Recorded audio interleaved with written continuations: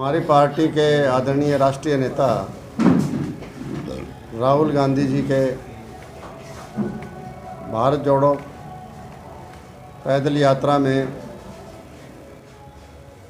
हरियाणा प्रदेश का और विशेष करके हिसार ज़िले का ज़्यादा योगदान हो, उसके लिए आज हिसार ज़िले के सभी साथियों की, कांग्रेस जनों की समीक्षा बैठक की गई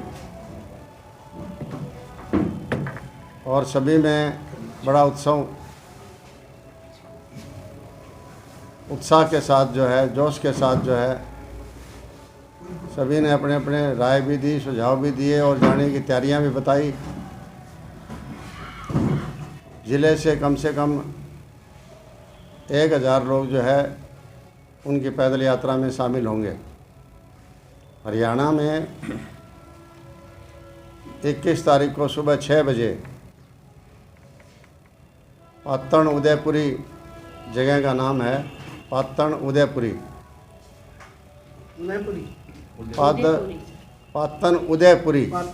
पातन उदयपुरी आरके पेट्रोल पंप है, वहाँ राहुल जी को हरियाणा के पदयात्री रिसीव करेंगे।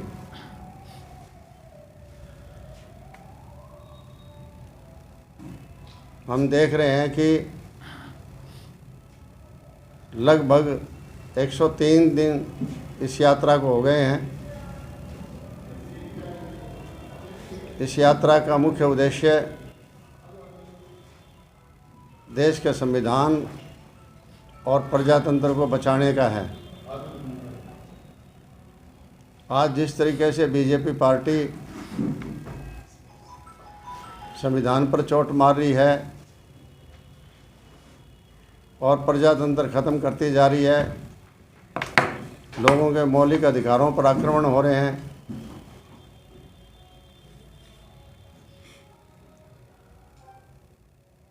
उनको बचाने के लिए राहुल जी ने एक बहुत ही संघर्ष का कदम उठाया है।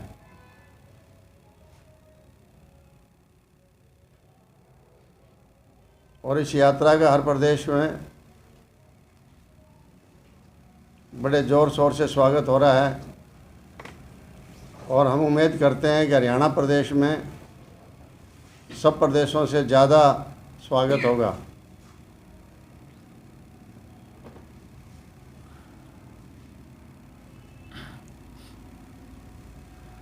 बीजेपी पार्टी प्रजातंत्र और संविधान के साथ साथ आपसी भाईचारे को भी तोड़ने का काम कर रही है।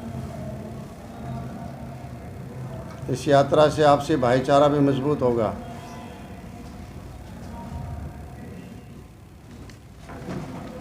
और देश का भविष्य इस संघर्ष के बाद बहुत ही सुंदर और उज्जवल होगा।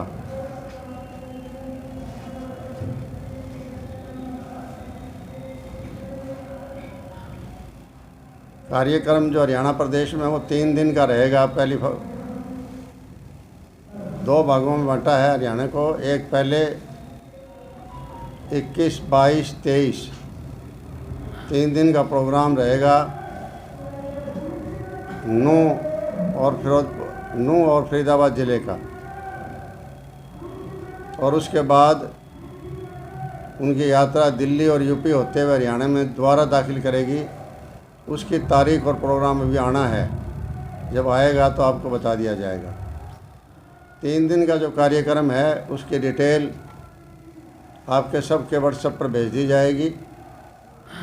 3 दिन की डिटेल आ चुकी है, कहाँ से चलना है, कहाँ दोपहर का विश्राम है, फिर दोपहर बाद कहाँ चलना है, रात को कहाँ ठहराव है, वो सारा का सारा जो है प्रोग्राम डिटेल जो है आपको बता दी जाएगी। आपके व्हाट्सएप पर, आपके टेलीफोन पर आपको भेज दी जाएगी। अब कोई और विशेष बात हो तो बाकी तो इसी क्या रहेगा पूरा रूट बता दिया जी, आपके व्हाट्सएप पर भेज दिया जाएगा। अभी कारण 3 दिन का प्रोग्राम है पूरा। 3 दिन का प्रोग्राम में टाइम वाइज भी दे दिया, आपको भेज देंगे आपके व्हाट्सएप ग्रुप को। व्हाट्सएप तो है ना, सबके नंबर हैं, सबको भेज देंगे हैं। हाँ ये भेजा है ना, बोल दो बता ठीक है हुआ है। नहीं बोल देंगे तो कोई बात नहीं, लेकिन भेज देंगे जी सभी को करो। 6 बजे Patan Udaipuri RK petrol pump नू जिला है, नू स्थान नहीं, नू जिला है। यहाँ तो यात्रा स्टार्ट होगी और यहाँ से हरियाणा प्रदेश के लोग शामिल होंगे। 10 बजे विश्राम जो होगा उनका, वो अनाज मंडी फिरोजपुर झिरका होगा। ये तो आ जाएगा। बस भाई यही कर रहा हूँ ना, मैं खुद चाह रहा भी टाइम वेस्ट ना हो ज़्यादा। जो मुख्य आरोप लगता है विरोध पक्ष की ओर से, मैं यही लगता है भारत जोड़ो की बजाय हरियाणा में कांग्रेस जोड़ो की यात्रा निकाल ले राहुल तो ज़्यादा अच्छा है। इसके बारे में क्या नहीं देखिए कांग्रेस जुड़ी हुई है, हर प्रदेश के अंदर जुड़ी हुई है, और कांग्रेस के अंदर ये प्रजातंत्र भी है कि ऐसा नहीं है कि कांग्रेस के अंदर कोई फूट हो। छोटी मोटी बातें, अलग प्रोग्राम सब कर लें लोग, कांग्रेस को मजबूती की तरफ ही लगे हुए हैं। आने वाले 2024 के चुनाव में इस भारत जोड़ो यात्रा का कितना फायदा मिलेगा? इसका बहुत फ़ायदा मिलेगा, सारे देश को मिलेगा, सारे देश में इसका प्रभाव पड़ेगा। ये यात्रा खाली नहीं जाएगी, ये यात्रा जो है बीजेपी की जड़ में बैठेगी और बीजेपी को जाना पड़ेगा, क्योंकि इससे लोग जागरूक होंगे। देखिए संविधान और प्रजातंत्र अगर कमज़ोर हो जाता है, उसको भी आप तोड़ने में लग जाते हो। उसका बचाने का श्रेय कांग्रेस पार्टी ने क्योंकि सारा काम किया है, पहले देश को आज़ाद करवाया, देश में संविधान दिया देश को, और देश में प्रजातंत्र की जड़ों को मजबूत किया, देश को सुरक्षित किया। तो वो पार्टी ये बर्दाश्त कैसे कर सकती है कि संविधान भी कमज़ोर हो जाए और प्रजातंत्र भी देश के अंदर टूट जाए। आज आम आदमी से लेकर मीडिया तक को ये पार्टी बख्श नहीं रही है, सब के ऊपर जो है एक अपना चाबुक छोड़ रखा है। इन चीज़ों से निजात दिलाने के लिए और सबको जो है स्वतंत्रता का अधिकार दिलाने के लिए, प्रजातंत्र को मजबूत करने के लिए प्रोग्राम रखा है। ये देश में और चीज़ें तो आती जाती रहती है, लेकिन ये सबसे ज़्यादा जो है ज़रूरत है देश को आज प्रजातंत्र को मजबूत करने के लिए और संविधान को मजबूत करने के लिए और आपसी भाईचारा मजबूत करने के लिए। संपत जी, बीजेपी के नेता अक्सर कहते हैं कि भारत जोड़ो से बजाय अगर ये कांग्रेस जोड़ो यात्रा हो तो क्या? नहीं, वो उनकी अपनी टिप्पणियां हैं, वो करे पहले अपनी बीजेपी को और पहले अपने जोड़ लें, आप खुद को जोड़ें, पहले वो खुद को जोड़ें, अपने घर को जोड़ लें। 2024 के इलेक्शन से पहले हर कोई राजनीतिक पार्टी अपना शक्ति प्रदर्शन करती हुई नजर आ रही है।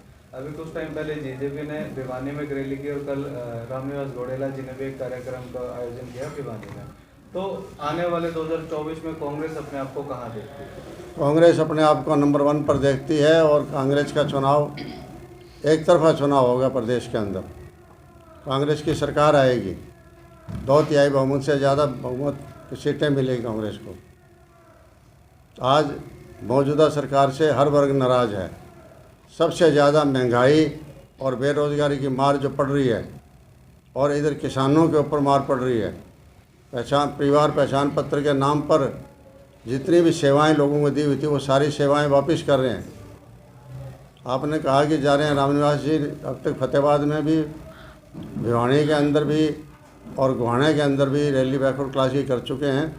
वो बैकवर्ड क्लासेस के मुद्दे हैं, जिन मुद्दों को उस वजह से आज बैकवर्ड क्लास परेशान है, उन मुद्दों को उठाते हैं और उन मुद्दों के बारे में डिटेल से उनको बताते हैं, और बड़ा अच्छा प्रोग्राम चल रहा है इनका। एक बात संसद में आ गई, आपने भी पढ़ी होगी कि हिसार के जिस एयरपोर्ट को विकास का सबसे बड़ा पैमाना माना जा रहा था, अंतर्राष्ट्रीय हवाई अड्डा है ही। वो कुछ लोग जो अपनी ज़मीनों को बेचने के लिए, कामयाबी के लिए मुद्दा मान रहे थे, बाकी कोई मुद्दा नहीं था। ये कभी अंतर्राष्ट्रीय मुद्दा नहीं है। अंतर्राष्ट्रीय हवाई अड्डे का नाम लिखते क्यों नहीं है? नाम क्या लिखा रखा है? महाराजा अग्रसेन हवाई अड्डा हिसार। तो महाराजा अग्रसेन अंतर्राष्ट्रीय हवाई अड्डा हिसार क्यों नहीं लिखते हैं फिर? ये तो एक जो है ना उड्डयन स्कीम है सेंटर की। उस उड्डयन स्कीम के अंदर अब तक जितना पैसा हुआ है, सारा पैसा खर्च स्टेट गवर्नमेंट कर रही है। सेंट्रल गवर्नमेंट से कोई मंजूरी नहीं है, सेंट्रल गवर्नमेंट से कोई एक नया पैसा नहीं आया है, बजट में नहीं रखा गया है। जेवर का है, दूसरा हवाई अड्डा जो बन रहा है दिल्ली के मदद करने के लिए, नोएडा में बन रहा है, वहाँ प्रधानमंत्री पत्थर रखे गए थे, 10,000 करोड़ का बजट दे गए हैं। यहाँ तो कोई आया ही नहीं। यहाँ तो 2-3 लोग हैं जिनकी अपनी दिलचस्पी है, ज़मीनों में दिलचस्पी है, साथ लगती ज़मीनें खरीद लेते हैं ताकि बयान दे के ज़मीनें के भाव बढ़ जाएं। इस काम में लग रखे हैं। मुझे लगता है ये अंतर्राष्ट्रीय हवाई अड्डा का सवाल जो पार्लियामेंट में किया गया था, जवाब आ गया, इसके बाद बहुत लोग मारे जाएंगे, क्योंकि जिन लोगों ने बेचारों ने ज़मीनें खरीद ली, उनके कहने के ऊपर वो ज़मीन अब किस भाव में नहीं बिकेगी। तो ये आज कितने मुद्दे हैं यहाँ। जब तक दीवार तो टूट के रास्ता ही नहीं खुला तो हवाई अड्डा कहाँ बनना है। इस पूरे मामले का कितना बुरा असर भारतीय जनता पार्टी को इस 24 के इलेक्शनों में देखने को मिला? देखिए ये नहीं, ये बहुत है। इन्होंने कह दिया मेडिकल कॉलेज हर ज़िले में बनाएंगे। एक भी ज़िले के अंदर जब से 8 साल हो गए बीजेपी को मेडिकल कॉलेज नहीं बना है।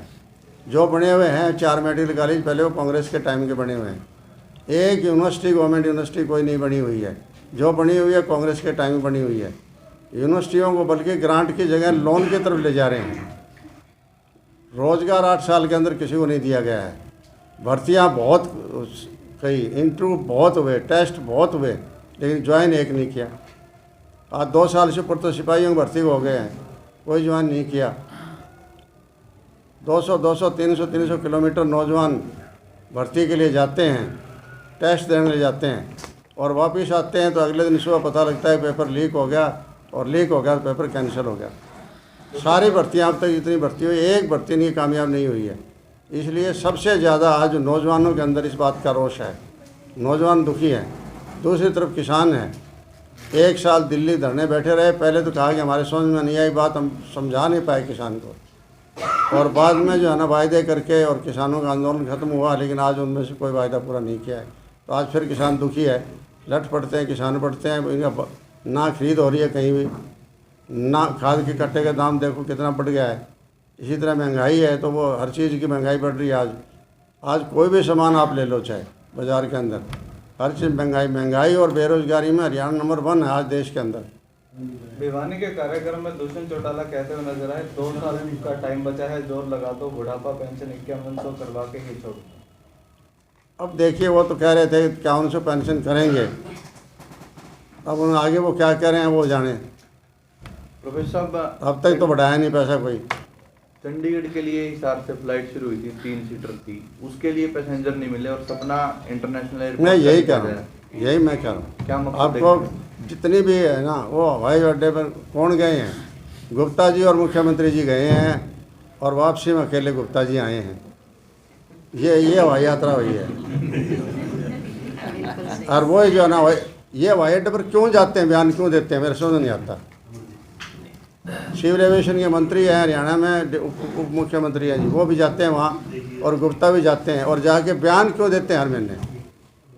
और अफसोस तो ये वो बयान नहीं देते, अखबारों में छपते हैं, और छपते हैं जो इस बात को कोई नहीं मानता कि ये बहुत पहले आ गया था। मैंने भेज भी दिया था, बहुत लोगों को व्हाट्सएप भी भेजा था, मेरा भी RTI था सेंट्रल गवर्नमेंट को, और उसमें बाकायदा लिखा हुआ था कि कोई सेंट्रल गवर्नमेंट की स्कीम नहीं है, लेकिन किसी ने छापने की जिक्र ही नहीं किया था। संपत जी, सांसद ब्रिजेंद्र सिंह का कहना है कि उन्हें पहले से पता था कि यहाँ पर इंटरनेशनल एयरपोर्ट नहीं बन रहा है, तो आपको क्या लगता है, पार्टी एक और जवाब दो?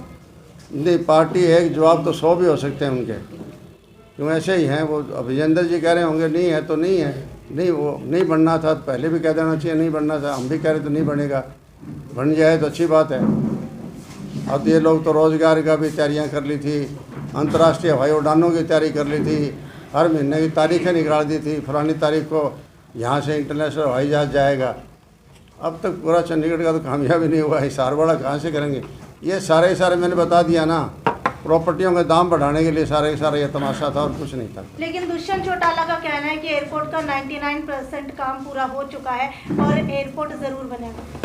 नहीं, एयरपोर्ट तो बनेगा, बन गया ना, अब उसकी 4 दीवारी रह रही है, एयरपोर्ट तो बन गया। लेकिन बात है अंतर्राष्ट्रीय हवाई अड्डा या नेशनल हवाई अड्डा या डोमेस्टिक हवाई अड्डा, वो तो नहीं बना, एयरपोर्ट बन गया। उसका नाम क्या दें हम? डिस्ट्रिक्ट का नाम दें, उसका नाम दें, एक स्टेट का नाम दें, एक नेशनल नाम दें, एक अंतर्राष्ट्रीय नाम दें। नामकरण तो नहीं हुआ है, नामकरण तो हो गया हिसार। आप देखते हो ना, वहाँ लिखा हुआ क्या लिखा हुआ है, ये लिखा हुआ है महाराजा अग्रसेन हवाई अड्डा हिसार। जैसे महाराजा अग्रसेन शिव नागरिक अस्पताल हिसार, ये नाम तो लिखे हुए, नाम तो दे दिए, और अग्रवाल भाइयों ने स्वागत भी कर दिया, स्वाभाविक है। महाराजा अग्रसेन के नाम से करोगे आप तो स्वागत तो करेंगे खैर कोई। ये रेलवे लाइन भी चली गई नागरवा, कितनी बार रेलवे लाइन का घोषणा हुई है। ये घोषणाएं हो रही है, कर कुछ नहीं रहे हैं। एक रेलवे लाइन में नहीं लगी है। इसी तरह आपका ध्यान दिलाना है, जो हिसार दूरदर्शन है, इसका नाम तो कर दिया है।